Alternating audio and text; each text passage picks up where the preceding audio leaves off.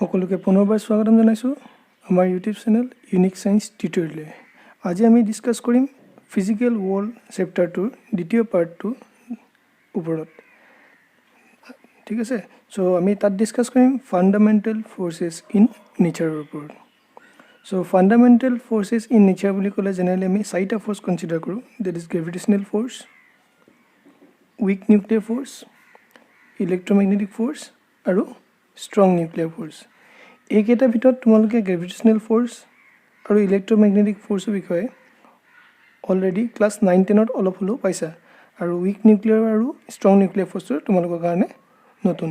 ঠিক আছে, সো আজি আমি ষ্টাৰ্ট কৰিম প্ৰথমৰ পৰা, দ্যাট ইজ গ্ৰেভিটেশনাল ফোৰ্সৰ পৰা। সো গ্ৰেভিটেশনাল ফোৰ্স বুলি ক'লে জেনেৰেলি কি হয়? It is the force of mutual attraction between two bodies by virtue of their masses. মানে কি ক'ব বিচাৰিছে, যদি আমি দুটা মাস কনসিডাৰ কৰোঁ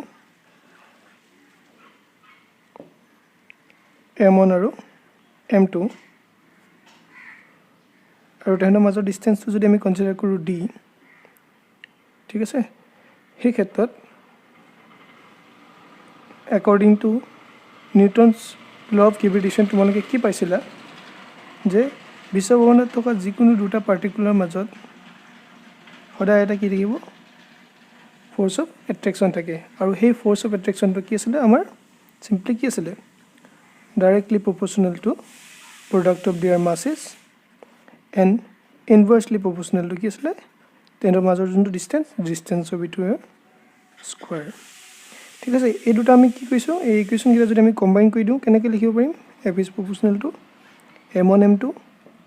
that divided by d square, or f is equal to কি লিখিব পাৰিম, এটা কনষ্টেণ্ট, that is আমি ইয়াত কি কনচিডাৰ কৰিছোঁ, g m1 m2 by d square,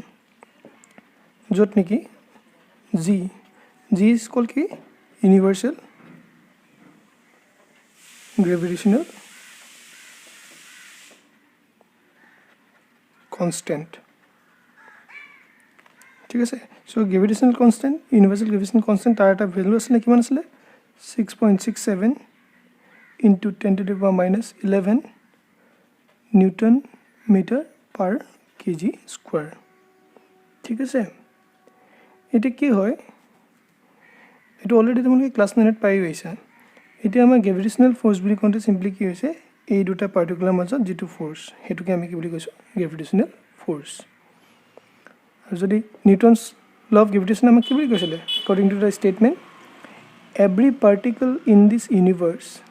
এট্ৰেক্টছ every other particle with a force which is directly proportional to the product of their masses. That means কি, মাছকেইটাৰ প্ৰডাক্টৰ কি আছিলে, সমানুপাতিক, and inversely proportional to the distance between the two particles, that is কি, ব্যস্তানুপাতিকৰ, that is 1/d square। Combine কৰি আমি কি পাইছোঁ, দিছ ওৱান। সো গ্ৰেভিটেশনাল ফোৰ্সটোৰ বিষয়ে তোমালোকে অলৰেডি জানাই। এতিয়া এটা কথা মানে হয়, যদি প্ৰপাৰ্টিজ আমি চাবলৈ যাওঁ, সো প্ৰপাৰ্টিজৰ ক্ষেত্ৰত কি হ'ব, এই দুটা পাৰ্টিকুলাৰ মাজত সদায় কি থাকিব, এট্ৰেক্টিভ ফোৰ্স থাকিব। ঠিক আছে, আৰু যিহেতু এইটো 1/d square ফ'ল' কৰে, সেইকাৰণে আমি কি ক'ম ইয়াক, ইট অবেজ ইনভাৰ্চ স্কোৱাৰ ল। ঠিক আছে, সো নেক্সট এটা প্ৰপাৰ্টিজ পাম, ডেট ইজ কি, কনজাৰ্ভেটিভ ফোৰ্স। এই বস্তুটো তোমালোকে অলপ মন কৰিবা, কনজাৰ্ভেটিভ ফোৰ্স। কনজাৰ্ভেটিভ ফোর্স মানে কি বুজাইছে, ই পাথ ইনডিপেণ্ডেণ্ট। পাথ ইনডিপেণ্ডেণ্ট মানে কি বুজাব বিচাৰিছে চোৱা, ছাপ'জ তুমি স্কুলৰ পৰা ঘৰলৈ গৈছা, তো ইয়াত বেলেগ বেলেগ ৰাস্তা থাকিব পাৰে ঘৰলৈ যোৱাৰ, হয়। সো যিকোনো এটা পথ যদি তোমাক নিৰ্দিষ্ট এইটো পথে যা বুলি মেনশ্যন কৰি নিদিয়ে, তেতিয়াহ'লে যিকোনো এটা পথ কৰি পিনি তুমি কি হ'ল, ঘৰ পালেই হৈ গ'ল। ঠিক আছে, সেই ক্ষেত্ৰত তেতিয়া তুমি পাথটোৰ ওপৰত যেতিয়া ডিপেণ্ড নকৰে,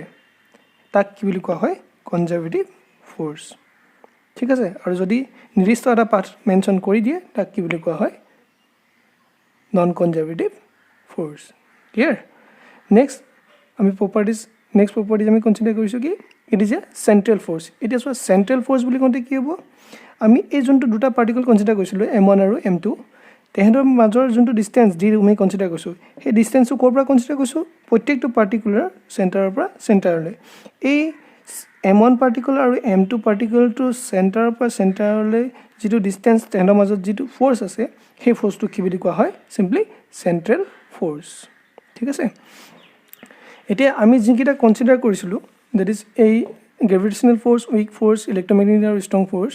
সেইকেইটাৰ ভিতৰত আটাইতকৈ কি হ'ব গ্ৰেভিটেশ্যনেল ফ'ৰ্চটো কি হ'ব আমাৰ উইকেষ্ট ফ'ৰ্চ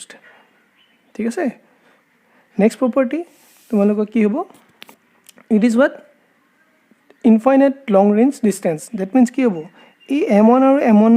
m2ৰ মাজত যোনটো ডিষ্টেঞ্চ এইটো কি হ'ব কোৱাইট লাৰ্জ হ'ব পাৰে ইনফাইনাইট হ'লেও তেহেঁতৰ মাজত সদায় কি থাকিব এটা ফ'ৰ্চ অফ এট্ৰেকশ্যন থাকিব ঠিক আছে next is what field particle এতিয়া গ্ৰেভিটেশ্যনেল ফ'ৰ্চৰ ক্ষেত্ৰত কি হয় ফিল্ড পাৰ্টিকল বুলি ক'লে নৰ্মেলি আমি কি কনচিডাৰ কৰোঁ গ্ৰেভিটনছ ঠিক আছে মনত ৰাখিবা এই প্ৰপাৰ্টিজখিনি মই এখন কাগজত লিখি দিছোঁ তোমালোকে চাবা ষ্টেটমেণ্টটো এইটো ষ্টেটমেণ্ট তোমালোকে স্ক্ৰীনশ্বট মাৰি ল'ব পাৰা আৰু এইকেইটা properties universal attractive force obvious inverse কৰি লওঁ কনজাৰ্ভেটিভ চেণ্ট্ৰেল ফ'ৰ্চ উইকেষ্ট ফ'ৰ্চ লং ৰেঞ্জ ফ'ৰ্চ আৰু গ্ৰেভিটনছ ঠিক আছে নেক্সট আমি ডিছকাছ কৰিম আমাৰ পিছৰটো টপিক ডেট ইজ কি হ'ব উইক নিউক্লিয়াৰ ফ'ৰ্চ এইটো তোমালোকৰ কাৰণে নতুন গতিকে তোমালোকে এইটো মন কৰিবা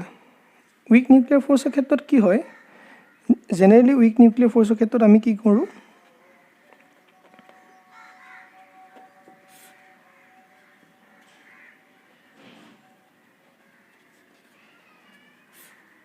উইক নিউক্লিয়াৰ ফ'ৰ্চৰ ক্ষেত্ৰত আমি কি এলিমেণ্টাৰী পাৰ্টিকুলাৰ ক্ষেত্ৰত আমি এই বস্তুটো কনচিডাৰ কৰোঁ এলিমেণ্টাৰী পাৰ্টিকল বুলি ক'লে তোমালোকে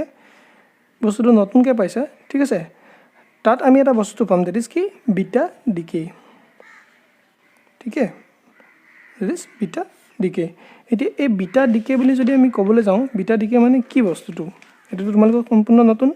ঠিক আছে ইয়াৰ ক্ষেত্ৰত কি হয় আমি কি কৰোঁ এটা নিউক্লিয়াছ কনচিডাৰ কৰিছোঁ এইটো কি হৈছে আনষ্টেবল নিউক্লিয়াছ ঠিক আছে এই আনষ্টেবল নিউক্লিয়াছটোৰ পৰা ডেট ইজ ৰেডিঅ'এক্টিভ এলিমেণ্ট হা এই ৰেডিঅ'এক্টিভ এলিমেণ্টটোৰ পৰা কি হ'ব আমাৰ বিভিন্ন that is alpha beta gamma এইবোৰ কি হৈ থাকিব ইমিশ্যন হৈ থাকিব ডেট ইজ ওলাই থাকিব ইয়াৰ ভিতৰত এই আলফাটোক আমি কি বুলি কনচিডাৰ কৰোঁ আলফা পাৰ্টিকল এয়া কি বিটা পাৰ্টিকল আৰু গামা কি গামা ৰেডিয়েশ্যন ঠিক আছে চ' এই আলফা পাৰ্টিকলৰ চাৰ্জ কি হয় সদায় পজিটিভ চাৰ্জ বিটা পাৰ্টিকল কি নিগেটিভ চাৰ্জ আৰু এইটো কি হ'ব গামা পাৰ্টিকল চাৰ্জ 0 ঠিক আছে এতিয়া কি হয় ইন বিটা ডিকে ৰিয়েকশ্যন কি হয়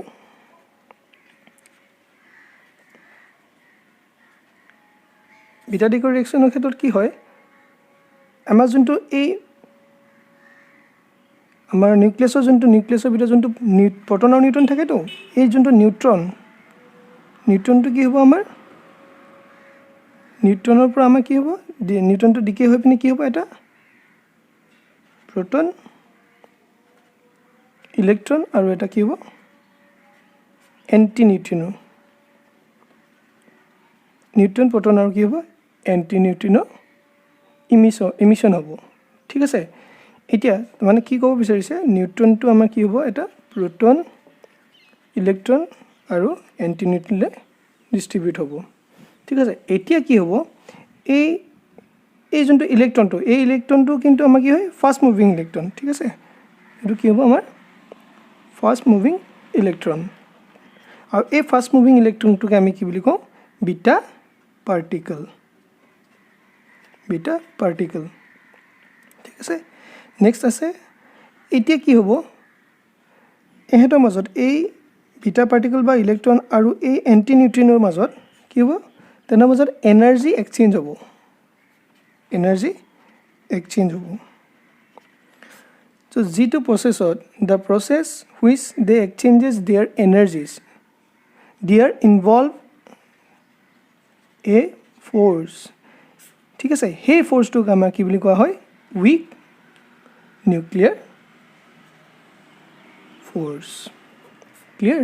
চ' সেই ফ'ৰ্চটোক আমি কি বুলি ক'ম উইক নিউক্লিয়াৰ ফ'ৰ্চ যি এই ইলেক্ট্ৰন আৰু এণ্টিনিউট্ৰনৰ মাজত যেতিয়া এনাৰ্জি এক্সচেঞ্জ হয় তাত এটা আমাৰ ফ'ৰ্চ ইনভলভ হয় সেই ফ'ৰ্চটোকে আমি কি বুলি কৈছোঁ চিম্পলি উইক নিউক্লিয়াৰ ফ'ৰ্চ ঠিক আছে ইয়াৰ যদি আমি এতিয়া প্ৰপাৰ্টিজ ক'বলৈ যাওঁ প্ৰপাৰ্টিজ যদি কনচিডাৰ কৰিবলৈ যাওঁ কি হ'ব ইট মে বি এট্ৰেক্টিভ অৰ ৰিপালচিভ ই এট্ৰেকশ্যনো কৰিব পাৰে আৰু কি হ'ব ৰিপালশ্যনো কৰিব পাৰে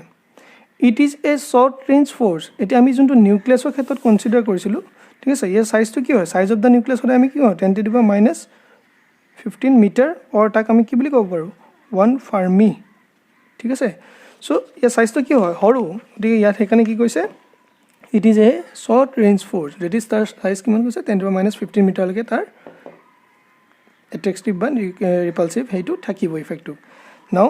আমি যোনটো গ্ৰেভিটেশ্যনেল ফ'ৰ্চ পাইছোঁ সেইটোতকৈ কিন্তু আমাৰ এই যোনটো কি উইক নিউক্লিয়াৰ ফ'ৰ্চটো কি হ'ব 10⁻25 টাইমছ ষ্ট্ৰংগাৰ দেন বেছি হ'ব ডেট মিনছ আৰু ইয়াৰ ফিল্ড পাৰ্টিকলটো কি হ'ব বজন ঠিক আছে ইয়াৰ পিছত আমি পিছৰ ভিডিঅ'টোত আমি কি কৰিম